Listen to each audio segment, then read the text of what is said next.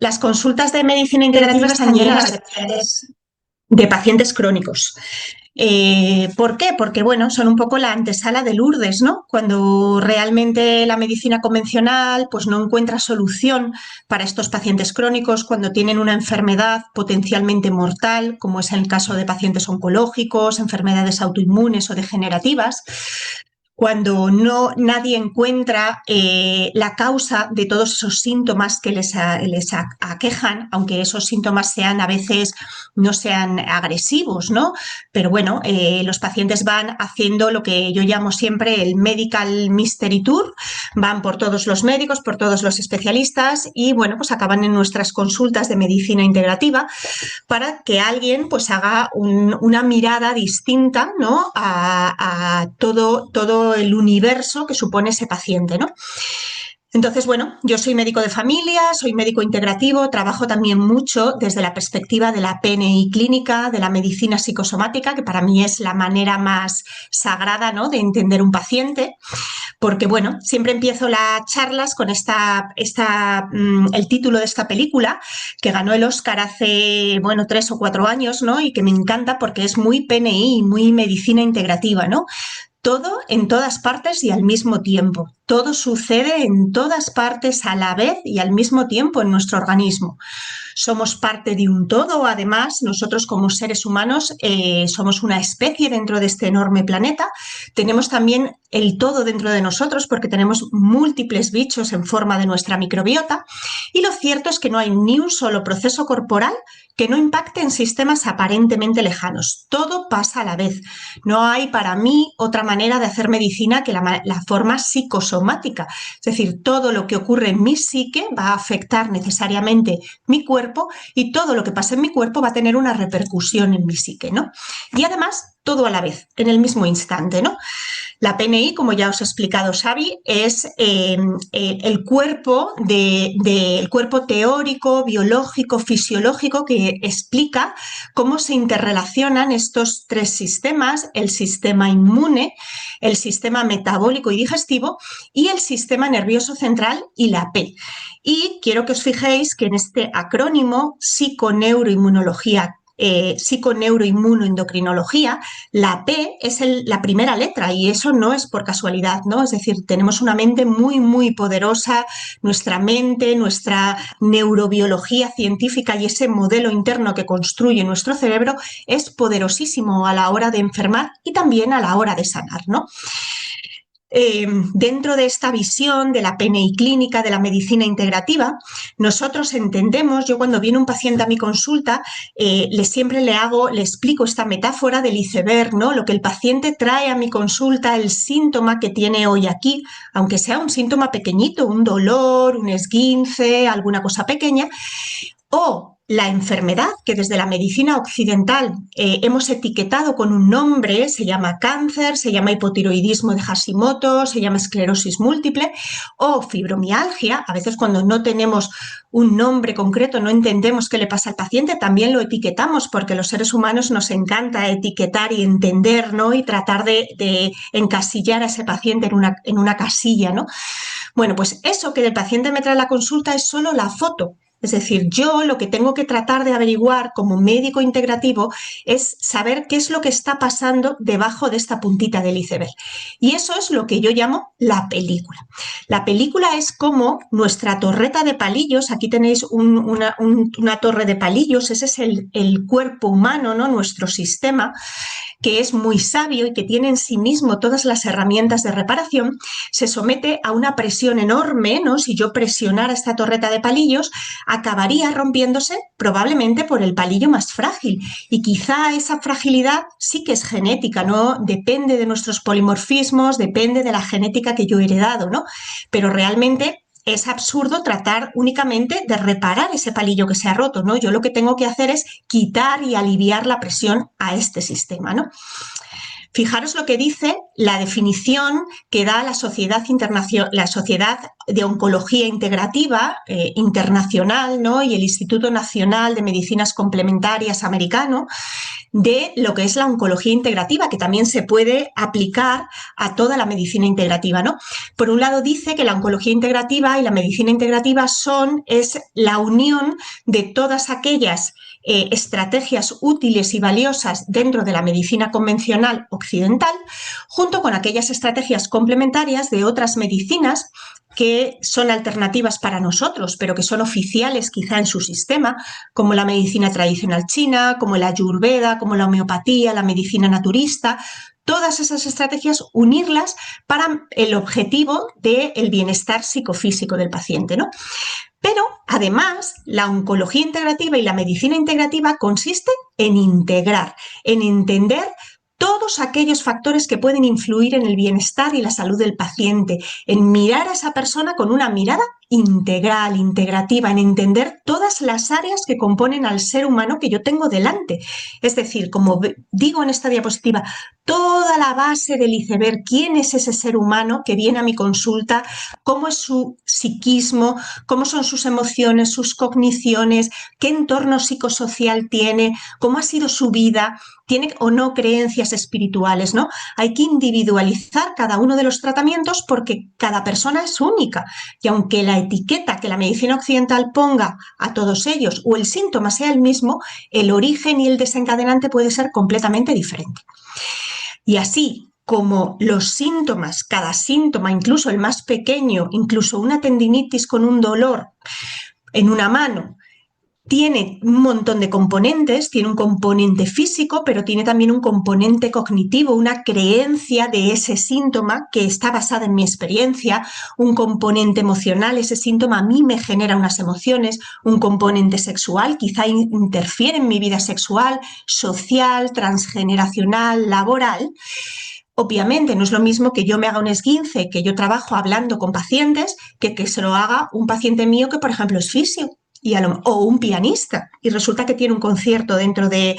Yo ayer veía a un director de orquesta, pues si ese chico se hace un esguince, ya me dirás tú, si tiene una gira de 1 mes y medio por Sudamérica ahora. Entonces, el componente es completamente distinto.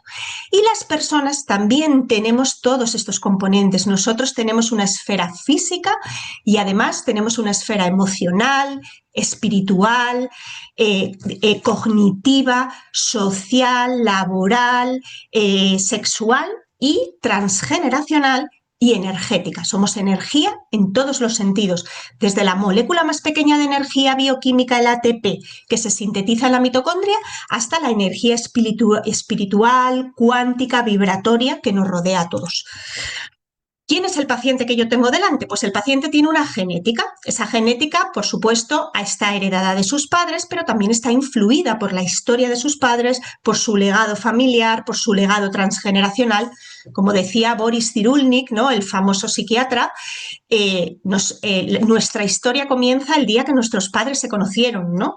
Y mucho antes, diría yo, ¿no? Y luego esa persona nace a un mundo y en ese mundo va a tener unas vivencias en los primeros años de vida que van a configurar una epigenética, unos traumas, una situación vital, una adultez, y todo esto que le pasa a ese paciente es la película del paciente, ¿no? Entonces yo en mi consulta en medicina psicosomática, en medicina integrativa, pues por supuesto siempre vamos de abajo arriba, hacemos un de abajo arriba, porque además de ser un ser humano, yo sobre todo lo más básico que soy es un animal. Somos Homo sapiens sapiens. ¿Vale? La especie más racional del planeta. Hemos sido capaces de conquistar los 5 continentes, de vivir en todo tipo de climas, de avanzar muchísimo. Pero mi cuerpo tiene necesidades de animal, las mismas necesidades que mi perrito o que mi gatito. Entonces, para mi cuerpo animal y para que yo pueda estar bien emocionalmente, tengo que tener una buena regulación de mi presupuesto energético físico, ¿no?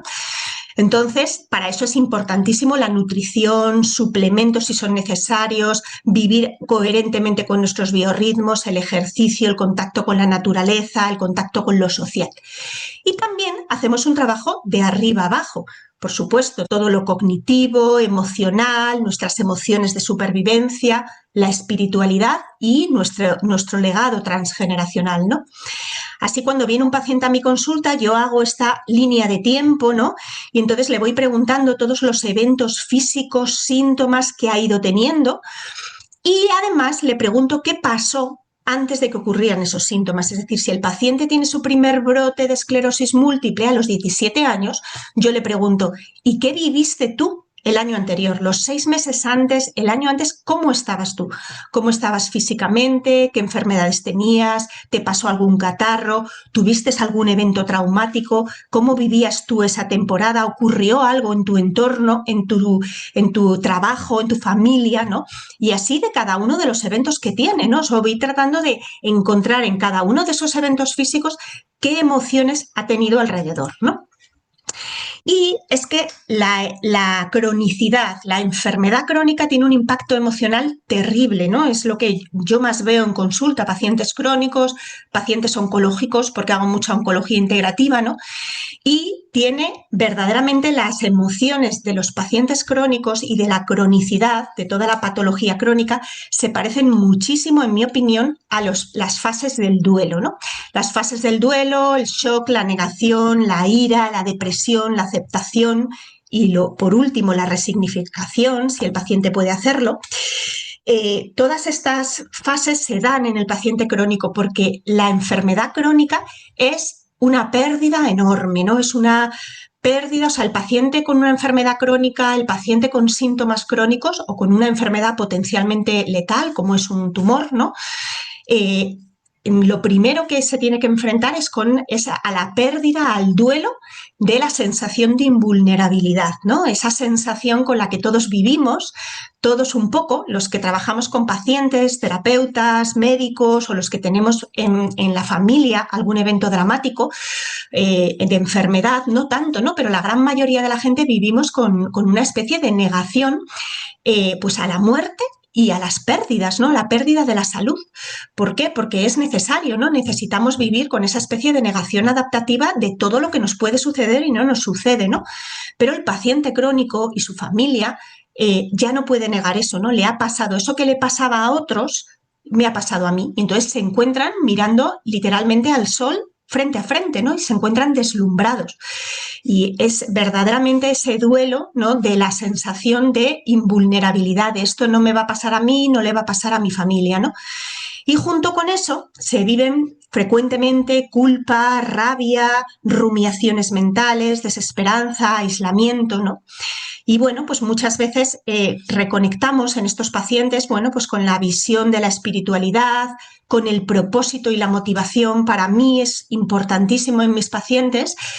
Siempre les pregunto qué ilusiones tienen de vida, qué van a hacer el año que viene, qué van a hacer este verano, más allá de curarse. Para mí es muy, muy importante que el paciente tenga un propósito que no solamente sea hacer todas las terapias del mundo para resolver este cáncer, sino construir un huerto, hacer aquello que por fin quería hacer, escribir un libro, viajar a no sé dónde, ¿no? Que tengan esa ilusión y esa motivación, ¿no? A lo largo de todo el proceso del paciente, pues vamos a encontrar muchísimas emociones porque el paciente va a pasar cirugías, ingresos, tratamientos, ensayos clínicos a veces, mucha incertidumbre porque a veces los médicos les ponen tratamientos que no saben si van a aliviarles, ¿no? Recaídas, la famosa espada de Damocles, ¿no? Después del tratamiento, ¿no? Los pacientes oncológicos, sobre todo, terminan un tratamiento que ha sido exitoso y terminan ese tratamiento que les ha ocupado año y medio, vuelven a su vida y están en shock, ¿no? Porque la vida continúa, sus compañeros de trabajo viven como si nada y para ellos este año y medio, pues verdaderamente ha sido un trauma, ¿no? Les ha cambiado la vida, ¿no? El estar tan cerca de la muerte y sentirse tan sumamente indefensos y vulnerables, ¿no? Y luego, pues la vida con la enfermedad, porque tienes que aceptar la discapacidad, tienes que hacer el duelo de aquello que ya no puedes hacer, de hacer el duelo de empezar una vida nueva, ¿no? Que no siempre va a ser peor. A veces tú dices, pues un paciente ha tenido un accidente y le han cortado las dos piernas. Bueno, pues igual vuelve a ser igual de feliz o muchísimo más feliz en esta nueva vida, ¿no? Pero eso es un comienzo. Y en ese comienzo ese paciente es como un bebé pequeño, ¿no? Que tiene que aprender a vivir de nuevo con esto que le ha pasado, ¿no? Y en este sentido los médicos podemos acompañar, médicos, terapeutas, podemos acompañar muchísimo, ¿no? Las emociones en realidad no son malas, sino que hay emociones que nuestro cuerpo, nuestra mente detecta como peligrosas, que no se nos han permitido expresar, que nos da muchísimo miedo mirar, ¿no? Y entonces activamos un sistema de defensa psicológico para intentar bloquearlas, ¿no? Y entonces, en ese sentido, yo en la consulta siempre trato de que los pacientes tengan esa expresión emocional, que puedan hablar de todo aquello que no hablan, que puedan en la consulta expresar hasta lo más profundo de sus vivencias, porque a veces tienen miedo de hacerlo en un entorno de familia o de amigos por miedo a ponerles tristes, por miedo a resonar con esas emociones de los otros, porque tienen que estar bien ante su familia y ante la gente que les rodea, ¿no? Tienen que fingir un poco, ¿no? Y estos sentimientos, estas emociones reprimidas son las que verdaderamente en medicina psicosomática son peligrosas, no la emoción en sí. La emoción es una especie de alarma, es como un pilotito que viene a decirnos algo. Viene la culpa a contarnos algo, viene la tristeza a informarnos de algo. Si yo no la huyo de ella y la atiendo, pues entonces recibiré su información y seguiré a lo mío, ¿no? Eh, el sentimiento de impotencia también es importantísima, por eso yo siempre a mis pacientes les digo que es fundamental que tomen y se hagan partícipes y tomen parte de su proceso, ¿no? De su proceso de enfermedad y de su proceso de sanación, ¿no? La consulta integrativa, como he dicho antes, es en sí misma un espacio terapéutico. La presencia médica o terapéutica es una herramienta de sanación, la escucha activa, la validación emocional y crear una alianza terapéutica basada en el vínculo, en la confianza, ¿no? Mis maestros de medicina psicosomática, ¿no? Cuando yo estudié psicoterapia breve, ¿no? Decían que lo que verdaderamente cura es el vínculo, es el factor T, que es el factor terapeuta. Estudiaron Carl Rogers, que es uno de los padres de la psicología humanista, estudia todos los tipos de psicoterapia y se da cuenta de que verdaderamente lo que cambia es el terapeuta, es el vínculo que se genera, ese vínculo curativo, esa relación sanadora que se genera en la consulta también, ¿no? Y como abordaje emocional, yo os cuento aquí un poco las herramientas que yo utilizo y como se lo explico a los pacientes, ¿no? Yo siempre que el paciente viene a mi consulta, lo primero que hago, mi primera estrategia, que para mí forma parte de la consulta y ya en sí es terapéutica, es hacer una cosa que yo llamo, que se llama en PNI Deep Learning, ¿no? Hacer enseñar al paciente, dar a conocer cuál es la hipótesis que yo tengo de su enfermedad, integrar todo lo que le pasa en una misma explicación, ¿no? Y ayudarme del paciente para validar esa hipótesis, ¿no? Porque mi sensación es que cuando el paciente conoce, es como cuando uno va con una linterna en un cuarto oscuro y va iluminando como muebles, ¿no? Y entonces ve un poquito, pero cuando uno enciende la luz y lo ve todo, de repente ya no puedes dejar de ver, ¿no? Pues conocer qué te pasa y entenderte a ti mismo, entender todo tu proceso y toda tu historia de vida, es como encender la luz del cuarto. Entonces, la psicoeducación, que va un poco, yo siempre se los explico con esta metáfora del cerebro triuno, ¿no? Tenemos un neocortes, aunque el cerebro triuno ahora se sabe que es una teoría que ya está un poco en desuso, ¿no? Porque se sabe que el cerebro es como un engrama, como un conectoma, todo funciona a la vez y no hay como tres áreas diferenciadas, ¿no? Pero bueno, yo siempre le explico que hay estrategias que van más hacia el neocortes, más cognitivas, como la terapia psicológica, la terapia estratégica breve, el psicoanálisis, la psicooncología y la terapia humanista de sistemas, ¿no? Que entiende que el ser humano, pues cada uno de nosotros tenemos dentro de nosotros un montón de Olgas. Yo en Olga conviven muchas Olgas y yo tengo que integrar un poco todas esas Olgas y darle voz a todas, ¿no? No rechazarlas. Luego hay herramientas mucho más inconscientes que van al cerebro más emocional y más inconsciente, como a apagar el interruptor ese profundo que hace que repitamos un montón de cosas y que muchas veces hablando y hablando no se termina de resolver, ¿no? Y ahí pues está el MDR, la biodescodificación, la meditación, que es una estrategia maravillosa porque permite que entremos en unas frecuencias cerebrales tipo alfa, tipo teta, en las cuales son las frecuencias en las que de niños aprendemos, ¿no? Esas frecuencias de niños que repiten y repiten y repiten el mismo juego porque les encanta, que son como hipnóticas. Cuando hacemos meditación, nuestro cerebro entra en esas frecuencias y entonces ahí es donde podemos hacer nuevas rutas neurobiológicas. Las regresiones, la hipnosis y las visualizaciones, que es maravilloso hacerlas en esos estados de meditación, ¿no? Porque cuando visualizamos, activamos las mismas áreas cerebrales que cuando hacemos cosas. Esto que utilizan los deportistas de élite, ¿no? Se sabe que si yo visualizo cómo toco el piano, estoy activando las mismas áreas que si tocara el piano, ¿no? Entonces esto es maravilloso, ¿no? Y luego también tenemos herramientas que van más al cerebro reptiliano y a nuestro sistema de estrés, a nuestros ejes de estrés, el sistema nervioso autónomo y el sistema nervioso parasimpático, que son estrategias muy ancestrales, la hipoxia intermitente, la hipercapnia, las respiraciones de Wim Hof, respiración holotrópica, continua consciente, hace un profundo reseteo neurovagal, ¿no? Y entonces, ¡pum!, reactiva y es como apretar y encender de nuevo nuestro sistema parasimpático, ¿no? Yo utilizo mucho en consulta la biodescodificación, que es una herramienta que va más a este cerebro inconsciente y que se basa en la idea de que todos los síntomas tienen una emoción, un evento traumático que ellos llaman bioshock, son la manifestación de una emoción que ha quedado enquistada, reprimida, porque no fuimos capaces de poderla expresar, ¿no? Este bioshock, que es el evento que se somatiza, tiene unas características particulares, ¿no? Es inesperado, es vivido en soledad, es de alta intensidad dramática, es vivido por esa persona como sin solución y hay una necesidad básica emocional que no fue satisfecha, ¿no? Y entonces por eso se imprime en nuestras células y se imprime en nuestra biología y se expresará en el aparato u órgano o tejido que represente simbólicamente la experiencia emocional vivida, ¿no? En biodescodificación vamos a 5 profundidades en la terapia: la toma de conciencia emocional, la expresión y vaciado emocional, el dejar y liberar todas esas emociones, aportar recursos a esa necesidad emocional que no fue satisfecha, el trabajo sobre las creencias y, por último, resignificar el pasado, ¿no? Utilizar esta herramienta del inconsciente para el inconsciente todo soy yo, todo es real, ¿no? Y todo es ahora, ¿no? La persona de 50 años que viene a mi consulta y me cuenta un evento emocional vivido a los 10, sigue siendo ese niño de 10 años, ¿no? Entonces, de esta manera, mediante una especie de trance hipnótico, podemos resignificar esa experiencia y para el inconsciente va a ser exactamente real, como cuando yo veo una película de miedo y estoy aterrorizada a pesar de que sé que son actores, ¿no? Las creencias son importantísimas porque forman parte de la estructura profunda de la persona, no es la realidad subjetiva de la persona, o sea, el mundo real en realidad no existe, existe la percepción que yo tengo del mundo real en función de mi modelo interno, de mi constructo mental y de toda mi historia de vida, ¿no? Están ligadas a este bioshock, ¿no? Y conforman nuestra manera de afrontar el mundo, ¿no?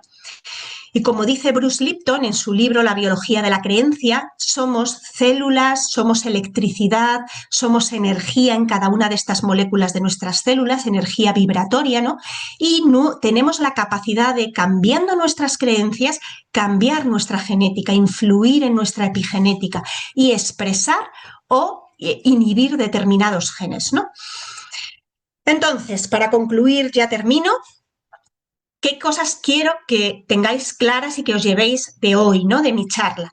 El cuerpo y la mente están completamente ligados, es lo que cuenta la psiconeuroinmunología clínica y da evidencia científica y explica cómo funciona esto, ¿no?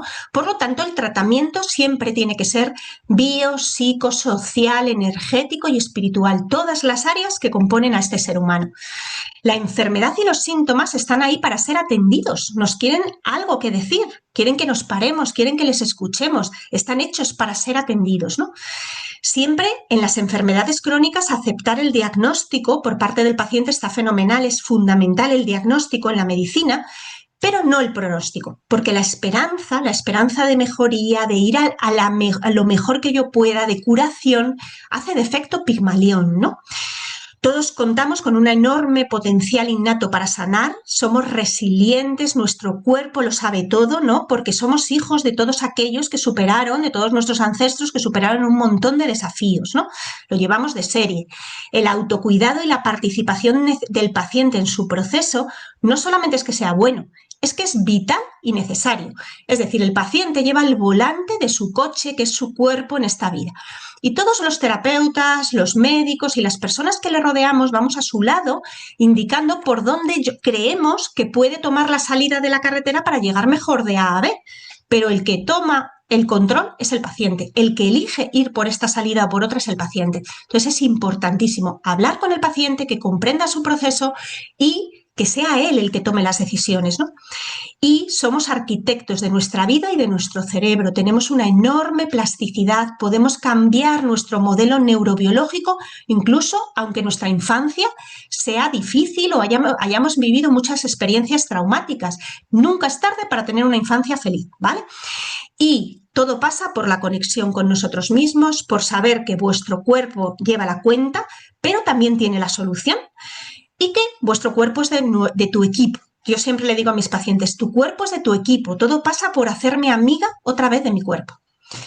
Y bueno, os doy las gracias por escucharme y espero haberos aportado un montón de cosas y bueno, que os haya entretenido y os haya gustado la charla.